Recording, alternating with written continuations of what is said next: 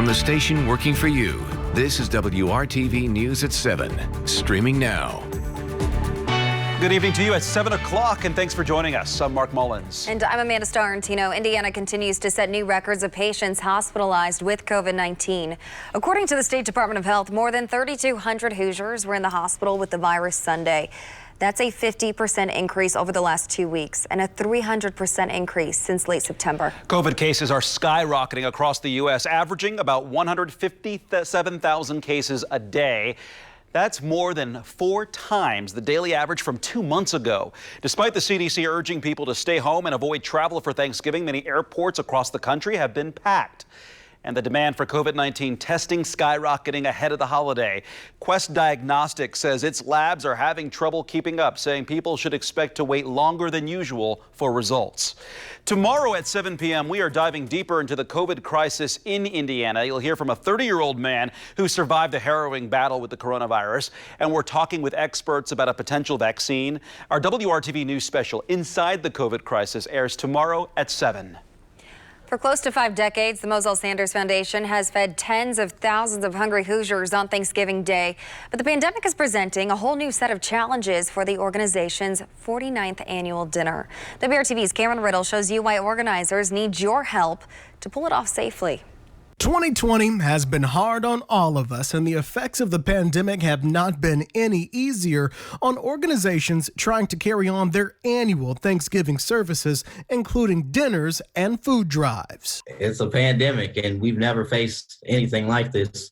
We're used to serving at least 30,000 meals, and that's been condensed to 10,000 meals. Due to restrictions on crowd sizes, the number of volunteers for the annual Moselle Sanders Thanksgiving dinner is limited, and that reduces the number of Hoosiers the organization can feed.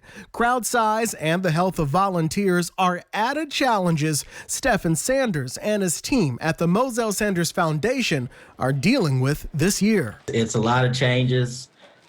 We have to take temperatures this year of people, not only the food, but people this year. It's a whole different time.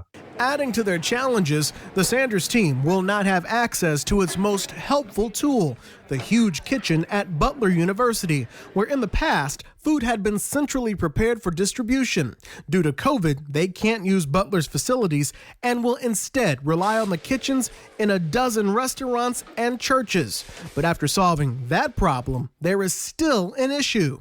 The food has to then be directly delivered to the homes of those who need it, and that takes more volunteers. We need drivers with cargo vans or like pickup trucks, something that can haul a mass amount. Sanders says in a year of obstacles, he is certain that when Hoosiers hear this call for help, they will come together and pull off a Thanksgiving that not even a pandemic can cancel. What I don't like to see is someone say they didn't receive a meal. And that's the purpose of this foundation, is to ensure everyone has access to a meal on Thanksgiving Day. Cameron Riddle, WRTV.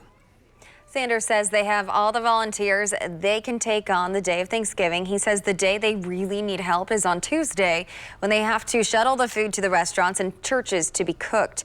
If you think you can help, visit mosellesanders.org to sign up. Sunshine this morning, clouds this afternoon, and tonight we wait for some rain to arrive that may eventually mix with some snow and sleet. More on that in a second. It's 37 in Kokomo, 39 in Muncie. These temperatures will stay above freezing tonight. There's the cloud cover satellite showing that as we broaden the view. Back in western portions of Illinois, rain, portions of Iowa, Quad Cities area, some light snow.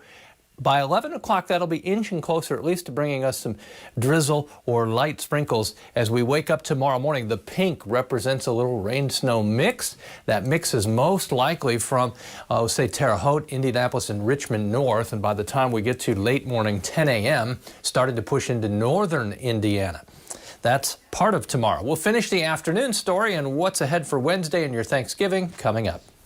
WRTV remains committed to scoping out local job opportunities and connecting you to them through our Hiring Hoosiers initiative. The Indianapolis Metropolitan Police Department is hiring, and they're looking for men and women to join their department and be part of the change they want to see in policing. WRTV's Megan Sanctorum explains how they're working to find potential applicants and the challenges they face doing that during a pandemic. The pandemic has put some of the traditional recruiting efforts on hold. So IMPD is getting creative and finding new ways to connect with the community and recruit new officers. I've wanted to be a police officer since I was a little kid. This is Amanda Tedemarovich. She's a new recruit going through the academy. Like, I want to help people. I want to be the one that everyone calls when they have a problem. And IMPD is looking for more people like her, around 60 to 70 actually, as they look to hire their next class. It's competitive right now across the nation for law enforcement to get candidates. That's why IMPD is pulling out all the stops as they work to find the best people for the job. They're doing it by foot, walking through the community and passing out flyers. They're holding recruiting sessions online. They're also creating lighthearted videos like this and targeted radio commercials and social media posts, hoping to get recruits that are representative of the community they'll be serving. We are progressive.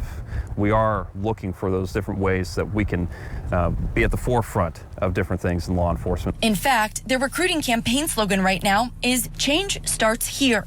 But with civil unrest over the past few months and calls across the nation to defund the police, what is it that makes people still want to join? It just gave me a bigger calling to it, honestly, because now I have even bigger shoes to fill. You know, I've met a lot of amazing officers in the short amount of time I've been here, and the stuff that they've done for the community. You know, I want to be a part of that. IMPD hoping others do as well. Now is the time to try. Now is the time to join. Working for you, Megan Sanctorum, WRTV. The deadline to apply to join IMPD is December 19th. You can find info about the specific requirements and programs to help prepare applicants on our website at WRTV.com. Over the course of the pandemic, with all of us spending more time at home, we've bonded closely with our pets and vice versa. I found out there is a locally owned, family-run animal hospital chain looking to hire and educate workers to handle an uptick in visits to the vet. It's another day on the job for Nate Swegman. The box for oxygen. Not every day is easy on the job, but every day Nate goes home feeling like he made a difference. It's not what playing with puppies and kitties. Unfortunately, most of the time they are sick here. And you have to have that mindset like I want to help them get better. Nate is a registered vet tech, assisting veterinarians with surgeries. Today I'm an anesthetist, so I run the anesthesia and all the kiddos having different procedures done, like dentals. He's been in the field for 7 years, working for Noah's Animal Hospitals for the last 2, and finishing his bachelor's degree in veterinary nursing thanks to the support of managers here at Noah's, allowing him to take his career to the next level. I was talking to her about maybe going to school one day, and she's like, why not? I'm like, that's a good question. Why not? So she kind of pushed me to better myself to get more education in the veterinary field. Noah's Animal Hospitals is a family-run business around for 35 years with 9 locations across central Indiana. While the COVID-19 pandemic forced many businesses to downsize or even close, that was not the case for the veterinary medicine industry, not by a long shot. We have absolutely exploded with business. Stephen Phillips is the human resources coordinator for Noah's. Our business grew exponentially. People were coming in right and left, and a lot of that may have been because they were home more and noticed that something with Fluffy or Fido was wrong that maybe they did notice before. He says now the company needs to add more workers to its team of roughly 250 employees, and it's looking for all types of experience levels for a number of open positions, from entry-level pet care specialists, which includes walking and feeding pets. She's fully invoiced. To client service reps, to veterinary technicians and assistants. I am a client service representative cross-training to be a veterinary assistant. Across town, Scarlett West started this job with no experience, just a love for animals. And while she's excelling at one job, greeting clients, scheduling appointments, and answering phones, she's training for another to work more closely with the animals. Yeah, so they do very well with training and being super supportive and push me to be like the best that I can be.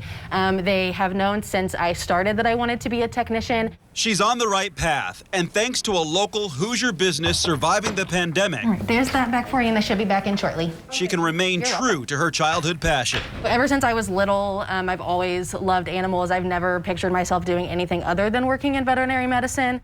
Making the dream come true. The pay rate for entry-level positions with NOAA's animal hospitals starts around $10 an hour. If this sounds like the opportunity you've been looking for, we provided a link to the NOAA's career page at hiringhoosiers.com. Just search for this story. Still ahead on the news at 7, a rare occasion in Washington. Lawmakers from both sides of the aisle are working together to pass a bill that will provide mental health services to more Americans. Plus, a look at how local houses of worship are keeping people safe as COVID cases skyrocket and experts warn about group gatherings.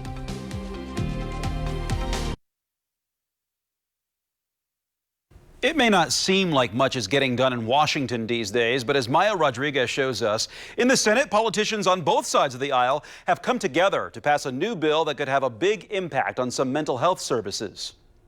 Amid the political gridlock in Washington, it's one of the rare instances of a bill getting marshaled forward in a bipartisan fashion. It tries to deal with, a fundamental problem we have in this country, that too many people with mental illness end up in jails and prisons. It's called the Crisis Stabilization and Community Reentry Act of 2020, recently passed by the Senate. At its core, it would help provide mental health services for people in the criminal justice system who don't usually get it. Chuck Ngolia leads the National Council for Behavioral Health. And, I've had the opportunity to go around the country and to see, talk to local sheriffs.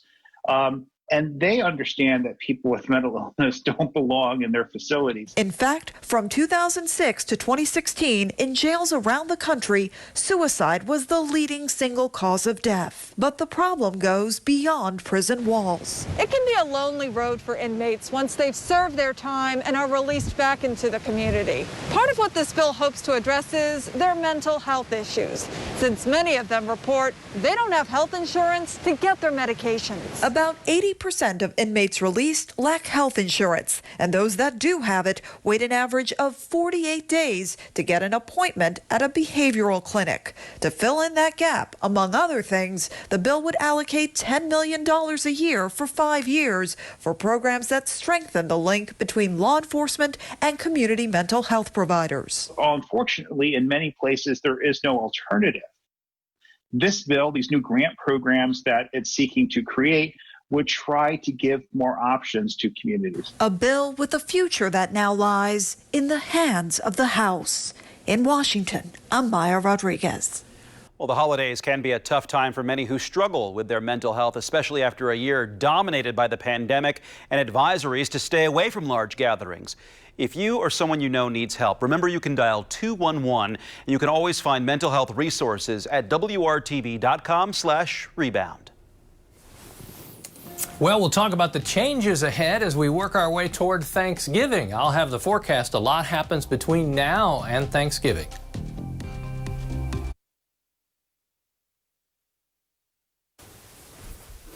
Well, I think a lot of folks took advantage of the warm temperatures that we've had here recently to put up the lights, and now we're starting to see those in neighborhoods across central Indiana. This is out in Hendricks County. Rick and Connie Reich, thanks for sharing the picture. That's in Plainfield as everything becomes a little more colorful, and just watch what happens after Thanksgiving. We'd love to see pictures of your house lighted up. Send it to us at WRTV.com and watch for the pictures here at 7 o'clock. There's a photo contest at WRTV.com. You could find yourself headed for free to the Christmas Nights of Lights at the State Fairground. Headed to your house for free, looks like rain, and that's overnight tonight. May mix with a little snow in the morning tomorrow, but temperatures above freezing, that'll help. Then Wednesday, quite wet, windy, may have some thunderstorms as well. Then Thursday, dry on Thanksgiving, and that will last as we move into the weekend. Temperature tomorrow, 49 eventually. We'll be in the 30s tomorrow morning, kind of a cold, wintry mix, especially from Indy north through mid-morning. Then by early afternoon, that's pushing well to the north. There are your temperatures in the 30s to start, slowly warming. Once it dries out, that's when our temperature can finally make a move from the upper 30s to the upper 40s. Colorful. The pink represents then the mix of precipitation from Lafayette and Crawfordsville down to the metro area of Indianapolis and Greensburg. That at 7 a.m. By 10, you see it lifting to the north and then pushing all the way into northern portions of the state tomorrow evening. We set the stage for the warmest day on Wednesday, but also the wettest day within the 7-day planner. Temperatures shoot into the upper 50s, and rain chances tomorrow night are minimal. But look what happens overnight into Wednesday morning. That's when rain chances peak, and they'll hang with us. Are you traveling by car?